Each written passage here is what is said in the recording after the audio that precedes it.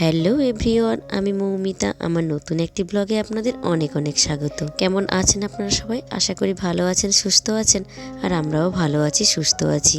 এখন বাজে ঘড়ির কাঁটায় প্রায় 7:15 আর আমরা বেরিয়ে পড়েছি মাম্মামকে স্কুলে দিতে। এই সারাটা শীতকাল জুড়ে আমি আর মানিক দিতে যাই ওকে স্কুলে। সামনে বসলে ওর ঠান্ডা লেগে যাবে আর পেছনে ও একা বসতে পারে না। আমাদের বাড়ির থেকে ওর স্কুল প্রায় 3 থেকে 4 কিলোমিটার। ওই বাইকে মিনিট 5 মতো সময় লাগে। বাইকে যেতে যেতে ওইটুকু টাইমে ও পেছনে ঘুমিয়ে পড়ে। তাছাড়া ওর আজ নতুন ক্লাসে প্রথম দিন। ও এবার প্রি প্রাইমারিতে উঠলো। যেহেতু ওর আজ নতুন ক্লাসে প্রথম দিন, তাই ওদের ক্লাসরুমটা চেঞ্জ হয়েছে। সারা বছর ওদের স্কুল শুরু হওয়ার সময় অভিভাবকদের ভেতরে ঢুকতে দেওয়া হয় না, বাচ্চাদের গেটের কাছে ছেড়ে দেয়, বাচ্চারা যে যার ক্লাসে চলে যায়। কিন্তু স্কুল ছুটি হওয়ার সময় ক্লাস টিচারদের থেকে ওদেরকে নিয়ে আসতে হয়। ক্লাস টিচাররা সমস্ত পেরেন্টসদের মুখ চেনেন। স্কুলের থেকে একটা আলাদা করে কার্ড দেওয়া হয়। যেদিন বাচ্চার মা অথবা বাবা কেউ আনতে যেতে পারে না, সেদিন ধরুন আপনাকে স্কুলের ক্লাস টিচার চেনেন না, তাহলে আপনাকে কি করে দেবে বাচ্চা? তা ওই যে কার্ডটা দেওয়া হয়, ওই কার্ডটা দিয়ে পাঠাতে হয়। তাহলে টিচাররা বুঝতে পারেন যে হ্যাঁ, মানে ওই বাড়ির থেকে বাচ্চাটাকে নিতে পাঠিয়েছে। তো মাম্মামকে স্কুলে দিয়ে এসে আমরা চা খেতে চলে এসেছি একটা জায়গায়। মাম্মামকে স্কুল দিয়ে আসার পথে প্রায় দিনই এই দোকানে আমরা দাঁড়িয়ে চা খাই। মানিক চা একেবারেই পছন্দ করতো না, কিন্তু ধীরে ধীরে ও আমার পাল্লায় পড়ে চা প্রেমী হয়ে উঠছে। আমার তো আবার দুধ চা ছাড়া একেবারেই চলে না। সকালবেলায় এই রাস্তার পাশে একটুখানি গল্প আড্ডা দিয়ে চা খাওয়ার মজাটাই আলাদা। আর এই সকালবেলা যে শীতের রোদ্দুরটা কি যে দারুণ! বেচারাকে চা খেতে খেতে ক্যামেরাটা ধরিয়ে দিয়েছি। বউয়ের পাল্লায় পড়ে বেচারাকে কত কিছুই না করতে হয়। বাড়ি চলে এসেছি, আর আসার সাথে সাথেই আমার কালু ভুলু লালুরা এসে আমার পায়ে পড়েছে। মানে ওদেরকে এখন একটুখানি আদর করতে হবে আর একটু খেতে দিতে হবে। ওই সামান্য কিছু সকালবেলা ওদের বিস্কুট দিই, দুপুরে ভাত দিই, আবার রাতেও ভাত দিই। ওরা মোট 5 ভাই বোন ছিল। আমরা বাড়ি ছিলাম না। একজনকে কে নিয়ে গেছে, দুজনকে নিয়ে গেছিল। তো একজনকে মনে হয় রাখতে পারেনি। একদিন রাত্রিবেলা দেখি ওরা 4 ভাই বোন এক জায়গায় শুয়ে আছে, মানে দিয়ে গেছে। আর একজন গাড়ির তলায় চাপা পড়ে মারা গেছে কয়েকদিন আগে। আর এই 3 ভাই বোন রয়েছে। এই যে আদরের ঠেলায় ওরা আমার জামাকাপড় নোংরা করে দিয়েছে। কি আর করা যাবে, একটুখানি আদর না করলে ওরা ছাড়েই না। সকালে সমস্ত বাসি কাজকর্ম সেরে রান্নার দিকে চলে এসেছি। মাম্মাম আসার আগে যেইটুকুনি কাজ গোছাতে পারি রান্নার দিকে। সকালে জলখাবারে বেগুন ভাজা, ডাল করেছি টমেটো দিয়ে, আর এই চাল কুমড়োটা করব চিংড়ি মাছ দিয়ে। ছোট ছোট চিংড়ি মাছ ছিল ফ্রিজে কটা। আর চাল কুমড়োর মধ্যে না এই যে কচু দেখতে পাচ্ছেন, আজকে 2-3 মাস ধরে কচুটা গড়াগড়ি খাচ্ছিল, 2 না 3টে কচু। তো সেখান থেকে সব কটা কচু একটু বাচ্চার দিয়ে দিয়েছি। তরকারিটা বেশ আঠালো আঠালো হবে তার জন্য। আর এই যে চাল কুমড়োটা না একটা বাড়ির গাছে হয়েছিল, অসময়ের চাল কুমড়ো। একাই গাছ হয়েছে, একাই চাল কুমড়ো কখন ধরে বসে রয়েছে দেখিনি। হঠাৎ করে একদিন উঠোন ঝাড় দিতে গিয়ে দেখি চাল কুমড়ো হয়ে রয়েছে একটা। এই চাল কুমড়োটাও ফ্রিজের মধ্যে গড়াগড়ি খাচ্ছিল বেশ কয়েকদিন ধরে। তো আজকে ফ্রিজে যেই সমস্ত সবজিগুলো গড়াগড়ি খাচ্ছে সেইগুলো আজকে পরিষ্কার করে ফেলবো। কথা বলতে বলতে ভুলেই গেছিলাম যে 2টো কাঁচা লঙ্কা দেবো।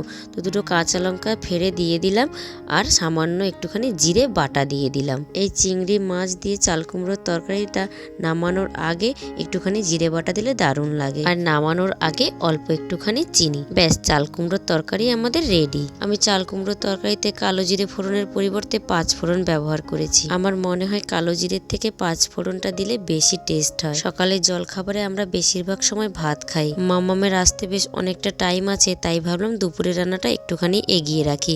দুপুরে করব পাবদা মাছ, আলু বেগুন আর ধনেপাতা দিয়ে ঝোল। মাছগুলো কেটে ধুয়ে নুন হলুদ মাখিয়ে রেখেছি, আর এদিকে বেগুন আর আলুর মধ্যেও নুন হলুদ মাখিয়ে রেখেছিলাম। তো প্রথমে বেগুনগুলোকে ভেজে নেব। বেগুনগুলো লম্বা লম্বা সরু করে কেটেছি, খুব একটা সরু কাটিনি, ওই মোটামুটি। আবার আলুগুলোও সেমভাবেই কেটেছি বেগুনের সাইজ করে। বেগুনগুলো হালকা লাল লাল করে ভেজে তুলে রেখেছি। এবার আলুগুলোকে ভেজে নিচ্ছি। আর এই তরকারিটা হবে হালকা মশলায়, মানে অল্প মশলা দিয়েই করব। আমার আলু ভাজাও হয়ে গেছে। একটুখানি সর্ষের তেল ওই কড়াইয়ের মধ্যে দিয়ে অল্প কালো জিরে ফোড়ন দিয়ে টমেটো দিয়ে দেব। একটুখানি নুন দেব আর টমেটোটা হালকা মজে গেলে আদা বাটা, জিরে বাটা, কাঁচা লঙ্কা বাটা একসাথে বেটে রেখেছি ওটা দিয়ে দিলাম। মাছের এই ঝোলটা আমি কাঁচা লঙ্কা বাটা দিয়েই করব। আর লাল লাল হয়ে গেছে, একটুখানি কাশ্মীরি লঙ্কার গুঁড়ো দিয়েছি। মশলাটা ভালো করে কষানো হয়ে গেছে, একটুখানি জল দিয়ে কষিয়ে নেব। তারপর আলু দিয়ে দেব। বেগুনটা এখন দেব না, আলুটাকে ভালো করে মশলার সাথে কষিয়ে মশলার গায়ের থেকে যখন তেল ছেড়ে দেবে তখন জল দেব। আর একটুখানি নুন দিলাম, আর নুন দেব না। মশলার গায়ে থেকে তেল ছেড়ে গেছে, এবার সামান্য পরিমাণ জল দিয়ে দিচ্ছি, বেশি জল দেব না। ঝোল ফুটে উঠেছে, ভেজে রাখা বেগুনগুলো দিয়ে দেব আর ভেজে রাখা মাছগুলো দিয়ে দেব। তারপর ঢাকা দিয়ে দেব। মাম্মাম পাবদা মাছ ভালো খায়, তবে বললাম না আজ ফ্রিজে পড়ে থাকা সবজি দিয়েই সব রান্না করব। তো গিয়ে দেখি কটা মূলো পড়ে রয়েছে, ভাবছি ওই মূলো দিয়ে কিছু একটা করা যাক। আর 4 পিস চিকেনের টুকরোও পড়ে রয়েছে, ভাবছি চিকেন দিয়ে ওকে চিকেন স্টু বানিয়ে দেব। ও চিকেন স্টুটাও খুব ভালো খায়। আর নামানোর আগে অল্প একটুখানি ধনেপাতা কুচিয়ে দিয়ে দিয়েছিলাম। ব্যাস, মাছের ঝোল রেডি। আর ওই যে বললাম না কটা মূলো পড়ে রয়েছে, মূলোগুলোকে ভালো করে ছুলে গ্রেটার দিয়ে গ্রেট করে নিয়েছি। তারপর ভালো করে চিপে নিচ্ছি। দেখবেন এই রান্নাটা কত মজাদার হয়, আর খেতেও কিন্তু দারুণ লাগে। আমাদের বাঙাল ভাষায় এটাকে মূলো বটি বলা হয়। অল্প তেলে কোনো ঝামেলা ছাড়াই এই রান্নাটা করা যায়। অনেকেই মূলোর তরকারি, মূলোর ভাজা খেতে খেতে একঘেয়েমি লাগে, তো এভাবে রান্নাটা করলে দারুণ লাগবে খেতে। দেখছেন তো কেমনভাবে শুকিয়ে শুকিয়ে গেছে, নারকেল কোড়ার মতো দেখতে লাগছে। কড়াইয়ের মধ্যে অল্প একটু সর্ষের তেল, কালো জিরে ফোড়ন আর একটা কাঁচা লঙ্কা ফোড়ন দিলাম। তারপর ওই চিপে জল বের করে রাখা মূলোটাকে দিয়ে দিলাম, একটুখানি নুন দিলাম। ব্যাস, নেড়ে চেড়ে হালকা আঁচে রাখবে। একটুখানি হলুদ গুঁড়ো দিলাম। আর পুরো রান্নাটা লো ফ্লেমে করলে কী হবে, মূলোটা পুড়বে না, ভালো করে সুন্দর করে সেদ্ধ হয়ে যাবে। আর ঢাকা দিয়ে দিয়ে রান্না করলে তো খুবই ভালো। তো আমি ঢাকা দিয়ে দিয়ে রান্না করছি। আর ঢাকাটা খুলে একটুখানি নাড়াচাড়া করে নিলাম। আর নামানোর আগে একটুখানি ধনেপাতা আর অল্প একটুখানি চিনি দিয়ে নামিয়ে নিতে হবে। ব্যাস, মূলো বটি রেডি। নতুন ক্লাস কেমন লাগলো দেখি একটু বলো। ভালো। আর ম্যাম পছন্দ হয়েছে? তাই তুমি ম্যাম ভালো ম্যাম বকে না? ও না বকলেই ভালো। ড্রেসটা চেঞ্জ করিয়ে দিই। চেঞ্জ করে কি করবে? একটু না, ফ্রেশ হবো, তারপর একটু টিভি দেখো। না মা, আগে খাবে তারপরে টিভি দেখবে। না, খেতে খেতেই টিভি দেখো। আচ্ছা ঠিক আছে। আর একটু খেলু খেলু বলো। একটু খেলু খেলু হবে। ছয়টা মামামকে স্নান করিয়ে দিয়েছি, বললাম ফ্রেশ হতে। তারপরে বললাম মামাম তুমি স্নান করবে, তুমি একটু খেলা করো, তারপর তোমাকে স্নান করিয়ে দেবো। মামামের স্নান হয়ে গেছে, আর আমি এদিকে চিকেন স্টুটা রেডি করে নিয়েছি। রেসিপিটা অন্য একদিন আপনাদের সাথে শেয়ার করব।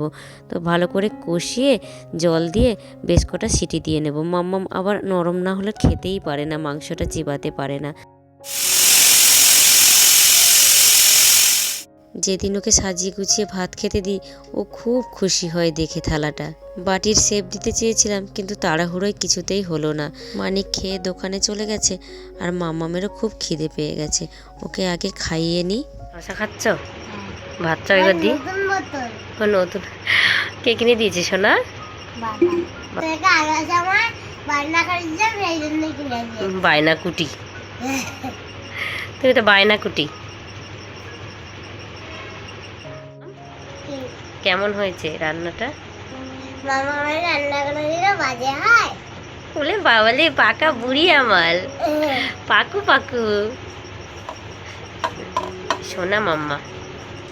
এখন বিকেলবেলায় মাম্মাম ঘুম থেকে উঠেছে, ওকে একটুখানি হোমওয়ার্ক করতে বসিয়েছি। উঠেই আগে ওনার ড্রেস চেঞ্জ করা চাই। ওই টিভিতে দেখে না বিভিন্ন ধরনের কার্টুন অথবা বিভিন্ন ধরনের যে বাচ্চাদের ভিডিওগুলো ও দেখে, যে ঘুমোয় এক ড্রেস পরে উঠে আর এক ড্রেস, ও না ঠিক ওভাবেই করতে চায়।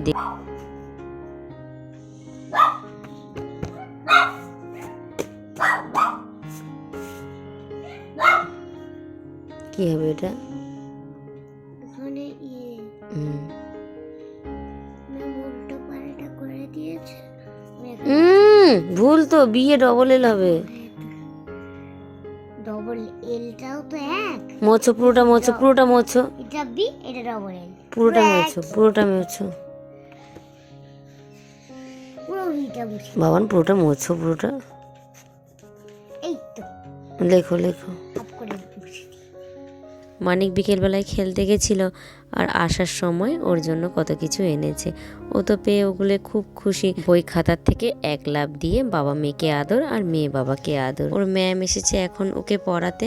যাই, আমি এখন রাতের রান্নার জোগাড়টুকু এগিয়ে রাখি, মানে আটাটা মেখে রাখি, তারপর লেপের তলায় গিয়ে ঢুকি। যা ঠান্ডা পড়েছে আবার, আর ভদ্র মহিলাকে জোর করে জ্যাকেট পরিয়ে দিয়েছি। আজকের ব্লগটা এই পর্যন্ত, দেখা হচ্ছে পরের একটি ব্লগে। ভালো থাকবেন, সুস্থ থাকবেন। ভিডিওটি কেমন লাগলো অবশ্যই কমেন্ট করে জানাবেন, আর ভালো লাগলে একটা লাইক করে দেবেন।